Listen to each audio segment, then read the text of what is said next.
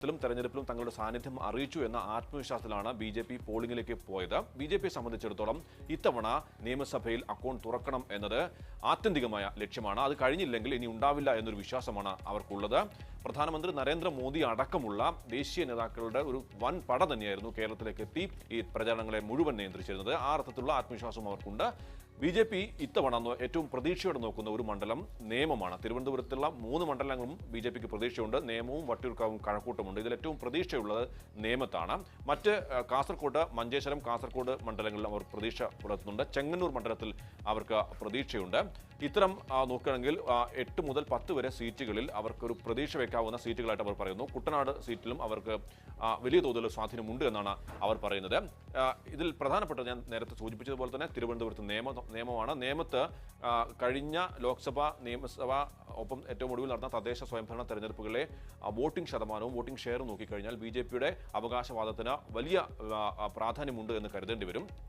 ഏറ്റവും ഒടുവിൽ 2015 നടന്ന തദ്ദേശ തെരഞ്ഞെടുപ്പിൽ ഇവിടെ ബി.ജെ.പിയും എൽ.ഡി.എഫും തമ്മിൽ നേർക്കുനേർ പോരാട്ടത്തിൽ ഏതാണ്ട് തുല്യ രീതിയിൽ വോട്ടിംഗ് ഷെയറാണ് ഈ രണ്ട് പാർട്ടികൾ തമ്മിലുള്ളത്. കേവലം 1000 വോട്ടിന്റെ നേരിയ ഭൂരിപക്ഷം മാത്രമാണ് എൽ.ഡി.എഫിന് തദ്ദേശ തെരഞ്ഞെടുപ്പിൽ ഇവിടെയുള്ളത്.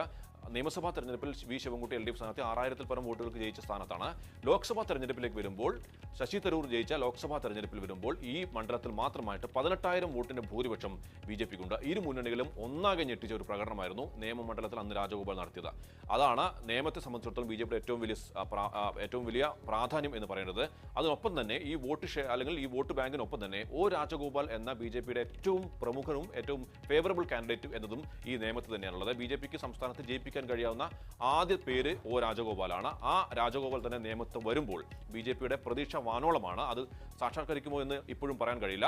ബി.ജെ.പിയെ സംബന്ധിച്ചിടത്തോളം ഇപ്പോൾ നിയമത്തുള്ള ആശങ്ക ഒരു എൽ.ഡി.എഫ്, യു.ഡി.എഫ് വോട്ട് കച്ചവടം അല്ലെങ്കിൽ വോട്ട് മറിച്ചിൽ ഇവിടെ ഉണ്ടായി. ബി.ജെ.പിയെ ജയിപ്പിക്കരുത് എന്ന ആഗ്രഹത്തോടു കൂടി യു.ഡി.എഫ്, എൽ.ഡി.എഫിന് വോട്ട് മറിച്ചു എന്ന ആരോപണമാണ് ബി.ജെ.പിക്ക് ഉള്ളത്.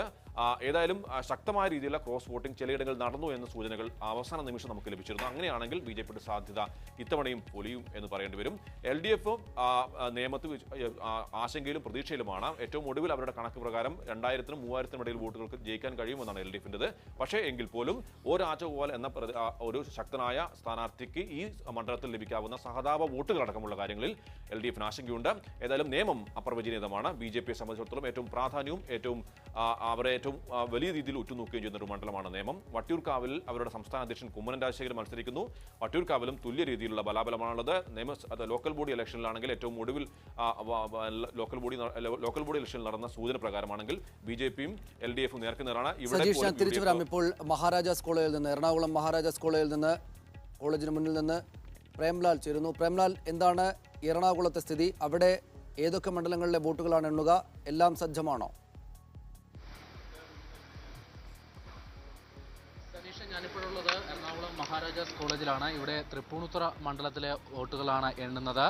രാവിലെ 7 മണി മുതൽ തന്നെ വോട്ടെണ്ണലിനുള്ള നടപടികൾ ആരംഭിക്കും. ആദ്യം പോസ്റ്റൽ ബാലറ്റുകളാണ് എണ്ണുന്നത്. 7:30യോടുകൂടി സ്ട്രോങ് റൂം തുറന്ന ഇലക്ട്രോണിക് വോട്ടിംഗ് യന്ത്രങ്ങൾ വോട്ടെണ്ണുന്ന ടേബിളുകളിലേക്ക് എത്തും. ഇപ്പോൾ എല്ലാവിധ ക്രമീകരണങ്ങളും പൂർത്തിയായി.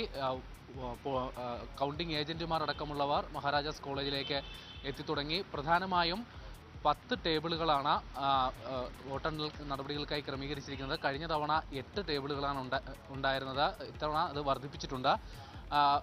ഏറെ രാഷ്ട്രീയ പ്രാധാന്യമുള്ള തെരഞ്ഞെടുപ്പ് ആണ് എറണാകുളത്ത് നടന്നത്. പൊതുവെ യു.ഡി.എഫ് അനുകൂല മണ്ഡലമാണ് എറണാകുളം. എന്നാൽ ഇത്തവണ ചില എക്സിറ്റ് പോൾ ഫലങ്ങൾ സൂചിപ്പിക്കുന്നതനുസരിച്ച് ഇടതുപക്ഷത്തിന് മേധാവിത്വം ഉണ്ടാകുമെന്നാണ് അവകാശവാദം. എന്നാൽ യു.ഡി.എഫ് ഇത് നിഷേധിക്കുകയും ചെയ്യുന്നു. പ്രധാന രാഷ്ട്രീയ പോരാട്ടം നടക്കുന്നത് തൃപ്പൂണിത്തുറയിലാണ്. ഇവിടെ പോളിംഗ് ശതമാനത്തിൽ നേരിയ വർധനവും ഉണ്ടായി. ഏതാണ്ട് 76% പോളിംഗ് അവിടെ നടന്നു. മൊത്തത്തിൽ എറണാകുളത്ത് പോളിംഗ് കഴിഞ്ഞ വർഷത്തേക്കാളും 2% കൂടി. ഇത്തവണ 79% പോളിംഗ് എത്തി. ഏറ്റവും കൂടുതൽ പോളിംഗ് രേഖപ്പെടുത്തിയത് കുന്നത്തുനാടാണ്. അവിടെ 85% പോളിംഗ് രേഖപ്പെടുത്തി. കുന്നത്തുനാടും തൃപ്പൂണിത്തുറയിലും കടുത്ത മത്സരം നടക്കുന്നുണ്ടെന്നാണ് അറിയാൻ സാധിക്കുന്നത്. തൃപ്പൂണിത്തുറയിൽ ത്രികോണ മത്സരമാണ് നടന്നത്. എൻ.ഡി.എ സ്ഥാനാർത്ഥിയുടെ സാന്നിധ്യവും അവിടെ ശക്തമായിരുന്നു. എക്സൈസ് മന്ത്രി കെ ബാബുവിന്റെ മണ്ഡലം കൂടിയാണ്. പ്രേംലാലാണ് എറണാകുളം മഹാരാജാസ് കോളേജിന് മുന്നിലെ നിന്നും വിവരങ്ങൾ നൽകിക്കൊണ്ടിരിക്കുന്നത്. ഇപ്പോൾ മലപ്പുറത്ത് നിന്ന് ഇല്യാസ് കൂടെ നമ്മോടൊപ്പം വിവരങ്ങളുമായി ചേരും. നമുക്കറിയാം 2,69,00,000-ലേറെ വോട്ടർമാർ ഉണ്ടായിരുന്ന ആകെ വോട്ടർമാരായി ഉണ്ടായിരുന്ന സംസ്ഥാനത്ത് അതിൽ 77.35% പേരാണ് ഇത്തവണ വോട്ട് രേഖപ്പെടുത്തിയത്. 2,01,25,321 വോട്ടർമാരാണ് ആകെ സംസ്ഥാനത്തെമ്പാടും 140 നിയമസഭാ മണ്ഡലങ്ങളുടെ പ്രതിനിധികളെ തിരഞ്ഞെടുക്കാൻ വേണ്ടി വോട്ട് ചെയ്തത്. ആ വോട്ടുകളുടെ ഫലമാണ് അല്പസമയത്തിന് ശേഷം അറിയാനിരിക്കുന്നത്. 8 മണിക്ക് കൃത്യമായി എല്ലായിടത്തും 80 കേന്ദ്രങ്ങളിലും വോട്ടെണ്ണൽ ആരംഭിക്കും. 8:30 ആദ്യ ഫലസൂചനകൾ ലഭ്യമാകും. നമുക്ക് അതിഥികൾ കൂടി എത്തിച്ചേർന്നിട്ടുണ്ട്. ശ്രീ എ സജീവനും ശ്രീ കെ ടി കുഞ്ഞിക്കണ്ണനും എനിക്കൊപ്പം സ്റ്റുഡിയോ ഫ്ലോറിൽ ഇരിക്കുന്നുണ്ട്. അവരിലേക്ക് വരാം. അതിനു മുമ്പ് ഇപ്പോൾ മലപ്പുറത്ത് നിന്ന് ഇല്യാസ് ചേരുന്നു. ഇല്യാസ്, മലപ്പുറത്ത് നിന്നുള്ള വിവരങ്ങൾ എന്താ? സനീഷ്, 23 ലക്ഷം വോട്ടുകളാണ് മലപ്പുറം ജില്ലയിൽ മൊത്തം രേഖപ്പെടുത്തിയിട്ടുള്ളത്. അതായത് 75.83% ആണ് ഇപ്രാവശ്യത്തെ വോട്ടിംഗ് നില. കഴിഞ്ഞ നിയമസഭാ തെരഞ്ഞെടുപ്പിനേക്കാൾ 1.5% വോട്ടിംഗ് നില വർദ്ധിച്ചിട്ടുണ്ട്. വോട്ടെണ്ണലിനെ കുറിച്ച് പറയുകയാണെങ്കിൽ മൊത്തം 16 മണ്ഡലങ്ങൾ ആണ് ഉള്ളത് മലപ്പുറം ജില്ലയിൽ. ഇത് 8 കേന്ദ്രങ്ങളിലാണ് മലപ്പുറം ജില്ലയിൽ വോട്ടെണ്ണൽ സജ്ജീകരിച്ചിട്ടുള്ളത്. പ്രധാനപ്പെട്ട മത്സരം നടക്കുന്ന മണ്ഡലങ്ങളായ നിലമ്പൂർ, താനൂർ, തിരൂർ, അതുപോലെ തന്നെ തവനൂർ, പൊന്നാനി തുടങ്ങിയ മണ്ഡലങ്ങളിലാണ് പ്രധാന മത്സരങ്ങൾ നടക്കുന്നത്. ഈ നിലമ്പൂരിലെ വോട്ടുകൾ എണ്ണുന്നത് നിലമ്പൂരിൽ തന്നെയാണ്. Government vocational Manavedan vocational higher secondary സ്കൂളിലാണ് നിലമ്പൂരിലെ വോട്ടുകൾ എണ്ണുക. പ്രധാനപ്പെട്ട മത്സരം നടക്കുന്ന താനൂരിലും തിരൂരിലെയും വോട്ടുകൾ എണ്ണുന്നത് സീതി സാഹിബ് പോളിടെക്നിക് കോളേജിൽ വെച്ചാണ്. മറ്റ് പ്രധാന മത്സരം നടക്കുന്ന തവനൂരും പൊന്നാനിയും ഈ 2 മണ്ഡലങ്ങളിലെയും വോട്ടുകൾ എണ്ണുന്നത് AV ഹൈസ്കൂളിൽ വെച്ചാണ്. 8 മണിക്ക് തന്നെ മറ്റുള്ള കേന്ദ്രങ്ങളിൽ എന്ന പോലെ 8 മണിക്ക് തന്നെ ഇവിടെയും വോട്ടെണ്ണൽ ആരംഭിക്കും. ആദ്യം തപാൽ വോട്ടുകളാണ് എണ്ണുക. 10 മുതൽ 14 വരെയുള്ള മേശകളാണ് ഓരോ മണ്ഡലത്തിനും വേണ്ടി. ഞാൻ തിരിച്ചു വരാം ഇല്യാസ് താങ്കളിലേക്ക്. 8 മണിയോടുകൂടി വോട്ടെണ്ണൽ കേന്ദ്രങ്ങളിൽ വോട്ടെണ്ണൽ ആരംഭിക്കും. എല്ലാ സജ്ജീകരണങ്ങളുമായി കഴിഞ്ഞിട്ടുണ്ട്. വിവിധ കേന്ദ്രങ്ങളിൽ ഉദ്യോഗസ്ഥരൊക്കെ ഇതിനകം തന്നെ പൂർണ്ണ സജ്ജരായി എത്തിക്കഴിഞ്ഞിട്ടുണ്ട്. രാഷ്ട്രീയ പാർട്ടികളുടെ പ്രവർത്തകർ, ഇതുമായി പങ്കുവഹിക്കേണ്ട ആളുകൾ, അല്ലാതെ വോട്ടെണ്ണൽ കേന്ദ്രങ്ങളിൽ നിന്ന് നേരിട്ട് വിവരമറിയാൻ വരുന്ന ഓരോ രാഷ്ട്രീയ പാർട്ടികളുടെയും പ്രവർത്തകരെല്ലാം തന്നെ അതാത് കേന്ദ്രങ്ങളിൽ എത്തിച്ചേർന്നിട്ടുണ്ട്. സംസ്ഥാനത്തെ 80 കേന്ദ്രങ്ങളിലായാണ് വോട്ടെണ്ണൽ നടക്കുക. 140 നിയമസഭാ മണ്ഡലങ്ങളിലെ അങ്ങേയറ്റം ശക്തമായി നടന്ന പോരാട്ടത്തിൻ്റെ വിധി ഏതാണ്ട് 9-9:30 ആകുമ്പോഴേക്ക് ഒരു വിധത്തിൽ അറിയാനാകും.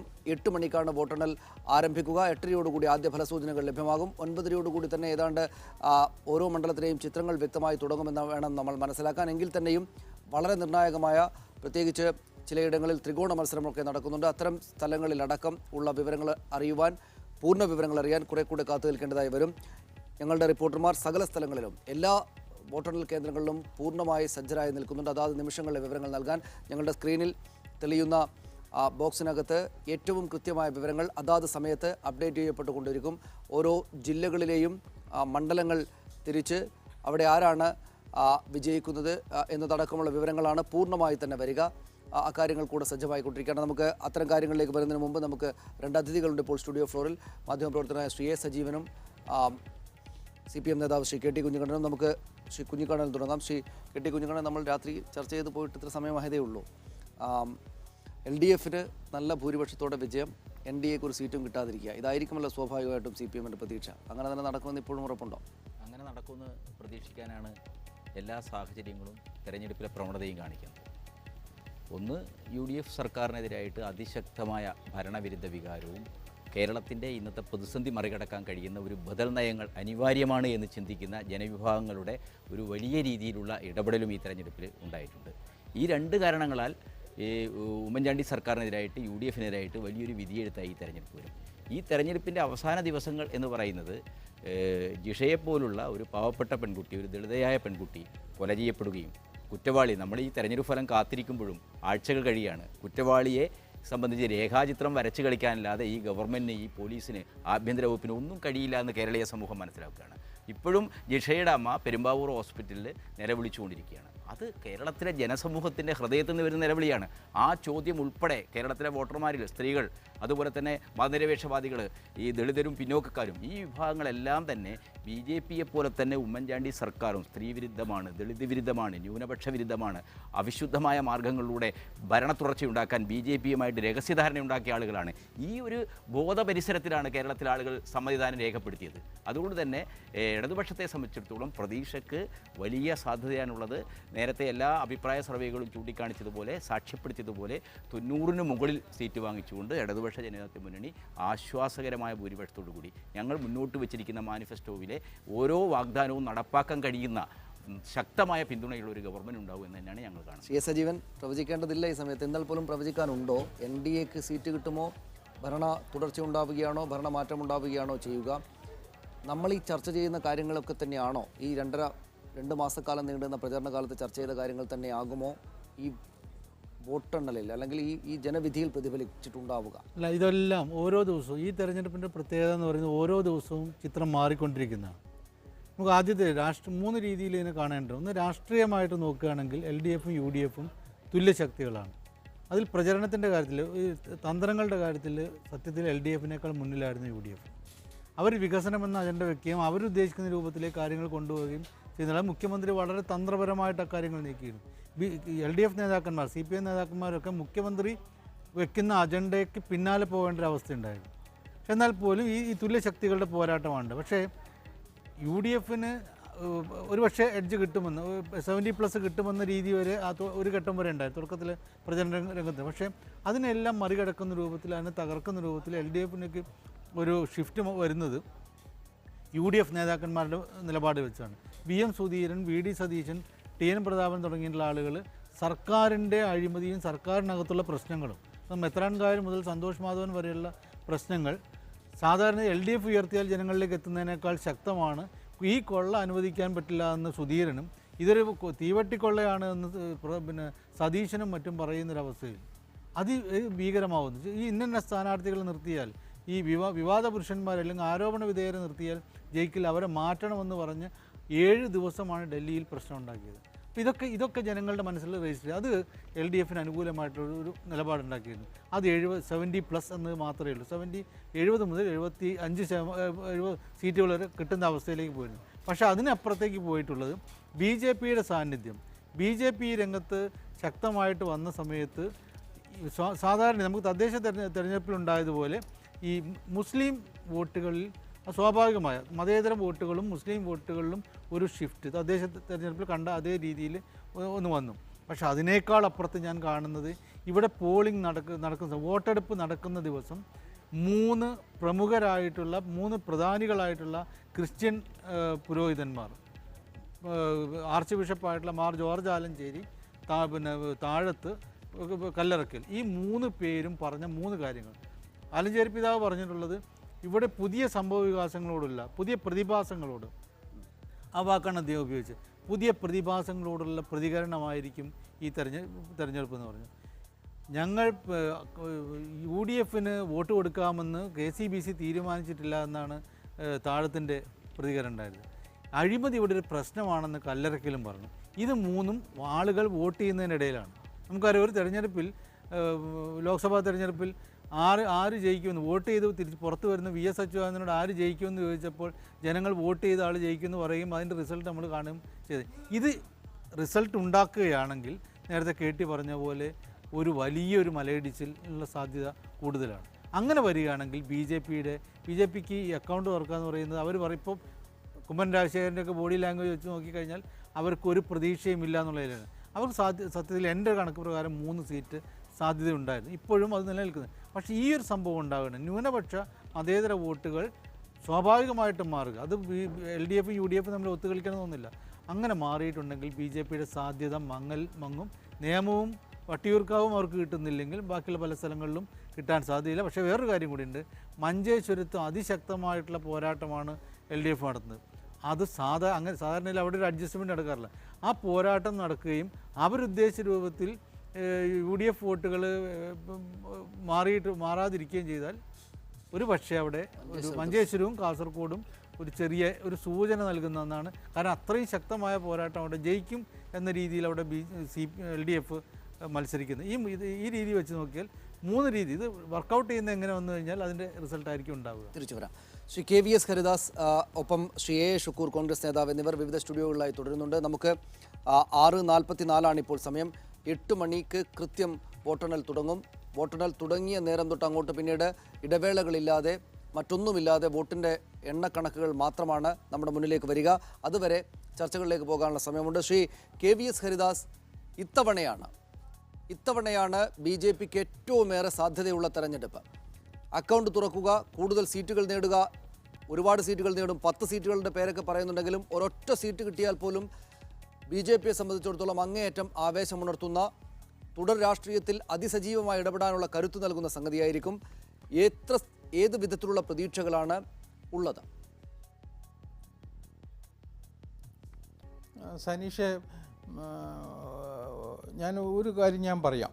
കേരളത്തിൽ ഈ അടുത്ത ദിവസങ്ങളിൽ തെരഞ്ഞെടുപ്പിന് ശേഷം വന്നിട്ടുള്ള എക്സിറ്റ് പോളുകൾ BJPയെ സംബന്ധിച്ചിടത്തോളം പ്രതീക്ഷ നൽകുന്നത് തന്നെയാണ്. ഇപ്പോൾ അനവധി ഘടകങ്ങൾ തെരഞ്ഞെടുപ്പിനിടയിൽ ഉണ്ടായിട്ടുണ്ട്, നമ്മളൊക്കെ സമ്മതിക്കുന്നു. ഇപ്പോൾ കുറച്ച് മുമ്പ് ശ്രീ സജീവൻ സൂചിപ്പിച്ച ഒരു ഒരു എന്താ പറയുക, ഒരു മൈനോറിറ്റി കൺസോളിഡേഷൻ എന്നൊരു തോന്നൽ ചില സ്ഥലങ്ങളിലെങ്കിലും ഉണ്ടായിട്ടുണ്ട്, ഇല്ലയെന്ന് ഞാൻ പറയുന്നില്ല. പക്ഷെ അതെല്ലാം മറികടക്കാൻ പറ്റുന്ന നിലയിലുള്ള പ്രവർത്തനം കാഴ്ചവെക്കാൻ BJPക്ക് അല്ലെങ്കിൽ ദേശീയ ജനാധിപത്യ സഖ്യത്തിന് കഴിഞ്ഞിട്ടുണ്ട് എന്നൊരു വിലയിരുത്തലാണ് BJP നടത്തിയിട്ടുള്ളത്.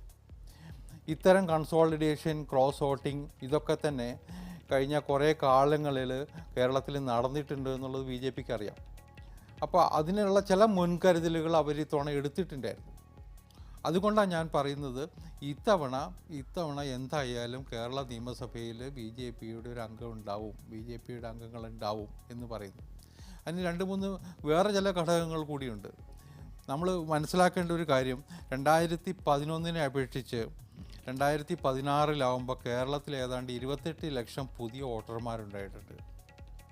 2014 അപേക്ഷിച്ച് 2016 അത് ഏതാണ്ട് 22 ലാക്സാണ്, 22 ലക്ഷം. ഈ 22 ലക്ഷം വോട്ടർമാർ ഏതാണ്ട് 12% വരും. ഏതാണ്ട് നമ്മൾ വേറൊരു കാര്യം കൂടി ഇതിൻ്റെ കൂടെ ചിന്തിക്കേണ്ടത്, ഇത്തവണ ഉണ്ടായിട്ടുള്ള പോളിംഗിൽ വന്നിട്ടുള്ള വ്യതിയാനം അല്ലെങ്കിൽ വർധനവ് പലപ്പോഴും ഒരു എന്താ പറയുക, ഈ 12% വരുന്ന പുതിയ വോട്ടർമാരിൽ ഒരു 90% ഇത്തവണ ബൂത്തിൽ പോയിട്ടുണ്ടെന്നാണ് പൊതുവെയുള്ളൊരു വിലയിരുത്തൽ. ആ പുതിയ വോട്ടർമാരുടെ ആണ് ഇത്തവണ കേരളത്തിൻ്റെ ഗതി നിയന്ത്രിക്കാൻ പോകുന്നത്. കേരളം എങ്ങോട്ട് പോകുന്നു എങ്ങോട്ട് ചലിക്കുന്നു എന്ന് തീരുമാനിക്കാൻ പോകുന്നത് എന്നാണ് ഞാൻ വ്യക്തിപരമായിട്ട് വിലയിരുത്തുന്നത്. ആ 12 ലക്ഷം വോട്ടർമാരായിരിക്കും കേരളത്തിൻ്റെ ഗതി നിശ്ചയിക്കാൻ പോകുന്നത്. അതിലൊരു വലിയ ശതമാനത്തിൻ്റെ പിന്തുണ നേടാൻ BJPക്ക് കഴിഞ്ഞിട്ടുണ്ടോ, ദേശീയ ജനാധിപത്യ സഖ്യത്തിന് കഴിഞ്ഞിട്ടുണ്ടോ എന്നതാണ് പ്രധാനപ്പെട്ട പ്രശ്നം. നരേന്ദ്രമോദിയുടെ ഒരു ഇമേജ് അല്ലെങ്കിൽ അദ്ദേഹവും കേന്ദ്രമന്ത്രിമാരും ഒക്കെ കേരളത്തിലുണ്ടാക്കിയിട്ടുള്ള ചലനങ്ങൾ, BJP മുന്നോട്ട് വച്ചിട്ടുള്ള ചില ദർശനങ്ങൾ, ഇതൊക്കെ തന്നെ യുവതലമുറയിൽ കുറേയേറെ ചലനങ്ങളുണ്ടാക്കി എന്ന് കരുതുന്നവരാണ് പൊതുവെ BJPക്കാർ. ഞാനും അങ്ങനെ കരുതുന്നു. അതുകൊണ്ടാണ് ഞാൻ പറഞ്ഞത്, ആ വരുന്ന പുതിയ വോട്ടർമാരിലെ ഒരു വലിയ ശതമാനം BJPക്ക് അനുകൂലമായിട്ടുണ്ടെങ്കിൽ കേരളത്തിലെ കുറേ മണ്ഡലങ്ങളിൽ, പ്രത്യേകിച്ച് നെക്ക് ടു നെക്ക് മത്സരം നടന്ന കുറേ മണ്ഡലങ്ങളിൽ BJPക്ക് മുൻകൈയുണ്ട്. അങ്ങനെ വരികയാണെങ്കിൽ ഞാൻ എൻ്റെ ഒരു അസസ്മെൻറ്റ്, കേരളത്തിൽ ഒരു 6 നിയോജകമണ്ഡലത്തിലെങ്കിലും BJP വോട്ടിൽ ഒരു 30% അടുത്തുള്ള ഇൻക്രീസ് ഉണ്ടാവാം. വേണമെങ്കിൽ അപ് ടു 30% വരെ ഇൻക്രീസ് ഉണ്ടാവാം. ആ നിലയിൽ ഇൻക്രീസ് അല്ല, 33% വരെ എത്താം. അല്ലെങ്കിൽ 33% മുകളിൽ വരാം. BJPയുടെ വോട്ട്, പോൾ ചെയ്ത വോട്ടിൽ 33% മുകളിൽ വരാം. അതാണ് ഒരു പ്രാഥമിക കണക്കെടുപ്പ്. തീർച്ചയായും ഞാൻ തിരിച്ചു വരാം ശ്രീ KVS ഹരിദാസ് താങ്കളിലേക്ക്. നമ്മുടെ കണക്കുകൾ, നമ്മുടെ വിലയിരുത്തലുകൾ ശരിയാകുന്നുണ്ടോ തെറ്റാകുന്നുണ്ടോ എന്നറിയാൻ കുറഞ്ഞ സമയം മാത്രമേ ബാക്കിയുള്ളൂ. 6:49 ഇപ്പോൾ സമയം. 8 മണിക്ക് കൃത്യമായി വോട്ടെണ്ണൽ തുടങ്ങും. വോട്ടെണ്ണൽ കേന്ദ്രങ്ങളിൽ 80 വോട്ടെണ്ണൽ കേന്ദ്രങ്ങളിലും നിന്ന് ഏറ്റവും സൂക്ഷ്മമായ വിവരങ്ങൾ അതാത് സമയങ്ങളിലേക്ക് നമ്മളിലേക്ക് എത്തിക്കാൻ വേണ്ടി റിപ്പോർട്ടർമാരെല്ലാം തന്നെ തയ്യാറാണ്. ഒപ്പം ഞങ്ങളുടെ സ്ക്രീൻ അതിൽ സജ്ജവുമാണ്. ഓരോ ജില്ലയുടെയും നിയമസഭാ മണ്ഡലങ്ങളുടെ ടേബിളാണ് തെളിയുക. ഇടതുവശത്ത് അവിടെ ഏത് മുന്നണിയാണ് ലീഡ് ചെയ്യുന്നതെന്നനുസരിച്ച് അതിൻ്റെ നിറ വ്യത്യാസവും ഉണ്ടാകും. ഒപ്പം ഇന്ന മുന്നണിയാണ് ലീഡ് ചെയ്യുന്നത് എന്ന വിവരം അതിനകത്തുണ്ടാകും. എത്ര വോട്ടിനാണ് ലീഡ് ചെയ്യുന്നത് എന്ന വിവരവും കൂടെ അതോടൊപ്പം ചേർന്ന് നിൽക്കും. മുകളിൽ കാണുന്ന ബാൻഡിൽ കേരളത്തിലെ 140 നിയമസഭാ മണ്ഡലങ്ങളിൽ LDF എത്രയിടത്ത്, UDF എത്രയിടത്ത്, NDA എത്രയിടത്ത്, അത് മറ്റുള്ളവർ എത്രയിടത്ത് ലീഡ് ചെയ്യുന്നു എന്നത് സംബന്ധിച്ചുള്ള പൂർണ്ണ വിവരങ്ങൾ അതാത് സമയത്ത് അപ്ഡേറ്റ് ചെയ്യപ്പെടും. ഒപ്പം താഴെ ഇന്ന് തെരഞ്ഞെടുപ്പ് നടക്കുന്ന മറ്റ് സംസ്ഥാനങ്ങളിലെ തമിഴ്നാട്, ബംഗാൾ, അസം തുടങ്ങിയ സംസ്ഥാനങ്ങളിലെ വിവരങ്ങൾ കൂടെ അതോടൊപ്പം ചേർന്ന് കിട്ടും. പൂർണ്ണമായ സജ്ജമാണ്. ഈ സ്ക്രീനിലേക്ക് മാത്രം നോക്കിയിരുന്നാൽ മതി. ഏറ്റവും ഒടുവിലത്തെയും ഏറ്റവും സമഗ്രവും സൂക്ഷ്മവുമായ വിവരങ്ങൾ നമുക്ക് ലഭിച്ചുകൊണ്ടിരിക്കും. തിരിച്ചു വരാം. ഇപ്പോൾ അതിഥികൾ തുടരുകയാണ് വിവിധയിടങ്ങളിൽ. ശ്രീ എ ഷുക്കൂർ, കോൺഗ്രസ് നേതാവ്, ആലപ്പുഴയിൽ നമ്മോടൊപ്പം ചേർന്നു. ശ്രീ ഷുക്കൂർ, കോൺഗ്രസിന് തിരിച്ചടി ഉണ്ടാകും, UDF തുടർഭരണം ലഭിക്കുകയില്ല, NDA ഒരു സീറ്റ് നേടുകയും ചെയ്യും എന്നതാണ് CPM നേതൃത്വം പുറത്തേക്ക് പറയുന്ന സംഗതി. എന്താണ് പ്രതീക്ഷ? ഈ ഒടുവിലത്തെ നേരത്തെ എന്തൊക്കെയാണ് പങ്കുവെക്കാനുള്ളത്? CPM നേതൃത്വം എല്ലാ കാലത്തും ഇങ്ങനെ തന്നെയാണ് പറഞ്ഞിട്ടുള്ളത്. കഴിഞ്ഞ പാർലമെൻറ്റ് തെരഞ്ഞെടുപ്പിൽ 20 സീറ്റ് നേടുമെന്നാണ് പിണറായി വിജയൻ പറഞ്ഞുകൊണ്ടിരുന്നത്. ആ 20 സീറ്റ് നേടുന്ന പറഞ്ഞ സമയത്തും അത്തരത്തിൽ ഒന്നും സംഭവിച്ചില്ല. അന്നത്തെ അസംബ്ലി വെച്ചുള്ള തിരിച്ചുള്ള കണക്കുകൾ പരിശോധിക്കുമ്പോൾ 80 സീറ്റുകൾ അന്ന് UDF കരസ്ഥമാക്കാൻ കഴിഞ്ഞു. അതിനു മുമ്പ് നടന്നിട്ടുള്ള എല്ലാ തെരഞ്ഞെടുപ്പുകളിലും ഇതായിരുന്നു ചിത്രം. അതിനുശേഷം നടന്ന പഞ്ചായത്ത് മുനിസിപ്പൽ തെരഞ്ഞെടുപ്പ് അതിനെ പ്രത്യേകമായിട്ട് തന്നെ കാണണം. കാരണം പ്രാദേശികമായ ഒരു താല്പര്യം, സ്ഥാനാർത്ഥിയോടുള്ള വ്യക്തിപരമായ താല്പര്യങ്ങൾ രാഷ്ട്രീയത്തിനതീതമായി എപ്പോഴും സംഭവിച്ചിട്ടുണ്ട്. കഴിഞ്ഞകാല അനുഭവങ്ങളും അതുതന്നെയാണ്. എന്നാൽ അതിൽ നിന്ന് വ്യത്യസ്തമായി ഈ തെരഞ്ഞെടുപ്പിൽ ഉണ്ടാകാൻ പോകുന്ന ഒരു പ്രത്യേകത, ഒരു ഗവൺമെൻറ്റിൻ്റെ പ്രവർത്തനം ജനങ്ങളിൽ എത്തിയതിൻ്റെ ആത്മാർത്ഥമായ ഒരു പ്രതികരണം ഈ തെരഞ്ഞെടുപ്പിൽ ഉണ്ടാകും എന്നുള്ളതിന് രണ്ട് പക്ഷമില്ല. അത് ഒരു ഗവൺമെൻറ്റിന് നയിക്കപ്പെടുന്ന മുഖ്യമന്ത്രിയുടെ പ്രവർത്തനം, മുഖ്യമന്ത്രി പറഞ്ഞിട്ടുള്ള വികസനവും കരുതലും യാഥാർത്ഥ്യമായ ഒരു കാലഘട്ടം. 5 വർഷക്കാലം ഒരു മുഖ്യമന്ത്രിയിലേക്ക് ജനങ്ങൾ കേന്ദ്രീകരിക്കുന്നതിന് പകരം മുഖ്യമന്ത്രി ജനങ്ങളിലേക്ക് ഇറങ്ങി വന്ന ഒരു പുതിയ അനുഭവം, ഇതൊക്കെ ഈ തെരഞ്ഞെടുപ്പിൽ പ്രതിഫലിക്കാതെ പോകുന്ന പ്രശ്നമേ ഇല്ല. ജനങ്ങളെ സംബന്ധിച്ചിടത്തോളം ജനകീയ സമരങ്ങൾ ഈ തവണ അത്രമാത്രം 5 വർഷക്കാലം കൂടുതൽ ഉണ്ടായോ? നമുക്കൊന്ന് പരിശോധിക്കാം. കഴിഞ്ഞ കാലങ്ങളിൽ നിന്ന് വ്യത്യസ്തമായ ഒരു സമരമുഖത്തേക്ക് പോകാൻ പ്രതിപക്ഷ രാഷ്ട്രീയ പ്രസ്ഥാനങ്ങൾക്ക് കഴിഞ്ഞുവോ? അത് ഇവിടെ മറ്റൊരു പ്രത്യേകത നമുക്ക് കാണാൻ കഴിയുന്നത്, ഇടതുപക്ഷവും ജനാധിപത്യ ചേരിയും പോരാട്ടം നടക്കുമ്പോൾ മൂന്നാമതൊരു ശക്തി രംഗപ്രവേശനം ചെയ്തിട്ടുണ്ട്. അതാണ് ഇവിടെ സജീവൻ ഉൾപ്പെടെയുള്ളവർ പറഞ്ഞതിൽ അത് ശരിയാണ്. അതിനെ ഈ ഒരു പ്രത്യേക പ്രതിഭാസമായി അതിനെ കാണുന്നുണ്ട്. പക്ഷേ അത് നമ്മുടെ നാടിന് ആപത്താണ്, നമ്മുടെ രാജ്യം അപകടകരമായ അവസ്ഥയിലേക്ക് പോകും എന്ന് ജനങ്ങളെ ഓർമ്മിപ്പിക്കുകയും അത് ആവർത്തിക്കുകയും ചെയ്യുന്ന നടപടിയാണ് കേരളത്തിലെത്തിയ ഇന്ത്യ രാജ്യത്തിൻ്റെ പ്രധാനമന്ത്രിയിൽ നിന്നുണ്ടായത് എന്നുള്ളത് വളരെ വ്യക്തമായ ഒരു തെരഞ്ഞെടുപ്പാണ്. ഒരു നിമിഷം ശ്രീ ഷുക്കൂർ, ഞാൻ തിരിച്ചു വരാം താങ്കളിലേക്ക്. ഈ A Shukkoor, KT Kunhikannan, Sri A Sajeevan, Sri KVS Haridas എന്നിവരാണ് നമുക്കൊപ്പം വിവിധ സ്റ്റുഡിയോകളിലായി തുടരുന്നത്. ഒപ്പം ഏറ്റവും ഒടുവിലത്തെ വിവരങ്ങളുമായി, ഏറ്റവും പൂർണ്ണ വിവരങ്ങളുമായി, സമഗ്രവും സൂക്ഷ്മവുമായ വിവരങ്ങളുമായി ഞങ്ങളുടെ റിപ്പോർട്ടർമാരും വിവിധയിടങ്ങളിൽ തയ്യാറാണ്. നമ്മുടെ സ്ക്രീനിൽ എല്ലാ നിമിഷത്തിലെയും വിവരങ്ങൾ അതാത് സമയത്ത് അപ്ഡേറ്റ് ചെയ്തുകൊണ്ടിരിക്കും. പൂർണ്ണമായ സജ്ജമാണ് എല്ലാം. ഏതാണ്ട് 6:53 ഇപ്പോൾ സമയം. 8 മണിക്ക് വോട്ടെണ്ണൽ കേന്ദ്രങ്ങളിൽ നിന്ന് വോട്ടെണ്ണൽ വിവരങ്ങൾ ലഭിച്ചു തുടങ്ങും. 8:30യോടുകൂടി ഏതാണ്ട് 8:30യോടുകൂടി ആദ്യ ഫലസൂചനകൾ ലഭ്യമാകുമെന്നാണ് നമുക്ക് ലഭിക്കാനാകുന്ന വിവരം. ഇപ്പോൾ കോഴിക്കോട് നിന്ന് ഞങ്ങളുടെ പ്രതിനിധി MK ഷുക്കൂർ ചേരുന്നു. ഷുക്കൂർ, ഏത് നിലക്കുള്ള തയ്യാറെടുപ്പുകളാണ്? 8 മണിക്ക് തന്നെ കൃത്യമായി സ്വാഭാവികമായും ആരംഭിക്കുമല്ലോ. എന്താണ് അവിടെ നിന്നും ലഭിക്കുന്ന വിവരങ്ങൾ? സനീഷ്, വോട്ടെണ്ണുന്നതിന് 1 മണിക്കൂറും ഏതാനും മിനിറ്റുകളും മാത്രം ശേഷിക്കുമ്പോൾ എല്ലാ ഒരുക്കങ്ങളും കോഴിക്കോട് ജില്ലയെ സംബന്ധിച്ച് വോട്ടെണ്ണുന്നതിന് പൂർത്തിയായി കഴിഞ്ഞു. കോഴിക്കോടുള്ളത് ഏക വോട്ടെണ്ണൽ കേന്ദ്രമാണ്. അത് കോഴിക്കോട് വെള്ളിമാടുകുന്ന് JDT ഇസ്ലാം ക്യാമ്പസാണ്. ഇവിടെ ഇപ്പോൾ 13 മണ്ഡലങ്ങളിലെയും വോട്ടുകൾ എണ്ണുന്നത് ഇവിടെ വെച്ചാണ്. ഇവിടെയാണ് ഇപ്പോൾ വോട്ടിംഗ് കൗണ്ടിംഗ് ഉദ്യോഗസ്ഥരെല്ലാം എത്തിക്കഴിഞ്ഞു.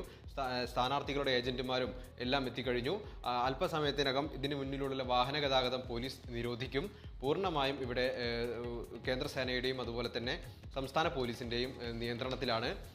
മറ്റൊരു പ്രധാനപ്പെട്ട കാര്യം, പൂർണ്ണമായും എല്ലാ തരത്തിലുള്ള ഒരുക്കങ്ങളും പൂർത്തിയായി കഴിഞ്ഞിട്ടുണ്ട്. അല്പസമയത്തിനകം വോട്ടെണ്ണൽ ആരംഭിക്കും. ഇപ്പോൾ 6:54 സമയം സ്റ്റുഡിയോ ക്ലോക്കിൽ. 8 മണിക്ക് വോട്ടെണ്ണൽ ആരംഭിക്കും. 8:00 ആദ്യ ഫലസൂചനകൾ ലഭ്യമായി തുടങ്ങും. 80 കേന്ദ്രങ്ങളിൽ നിന്നും ഏറ്റവും സൂക്ഷ്മമായ ഏറ്റവും ഒടുവിലത്തെ വിവരങ്ങൾ ലഭ്യമാക്കാനായിട്ടുള്ള റിപ്പോർട്ടർമാരെല്ലാം തന്നെ അവിടെ തയ്യാറാണ്. നമുക്കറിയാം 2,69,00,000 വോട്ടർമാരായിരുന്നു ആകെ ഉണ്ടായിരുന്നത്. അതിൽ 77.35% പേർ, അതായത് 2,01,25,321 വോട്ടർമാരാണ് സംസ്ഥാനത്തെമ്പാടുമായി വോട്ട് രേഖപ്പെടുത്തിയത്. അവർ രേഖപ്പെടുത്തിയ വോട്ട് ഏത് രാഷ്ട്രീയ പക്ഷത്തെ തെരഞ്ഞെടുക്കുന്നതായിരിക്കും. അടുത്ത 5 വർഷം കേരളത്തെ ഏത് നിലക്കുള്ള രാഷ്ട്രീയമായി മുന്നോട്ട് പോകലിനാണ് അത് പ്രേരിപ്പിക്കുക എന്നതടക്കമുള്ള വിവരങ്ങൾ അറിയാൻ മണിക്കൂറുകൾ മാത്രമാണ് ഇനി ബാക്കിയുള്ളത്.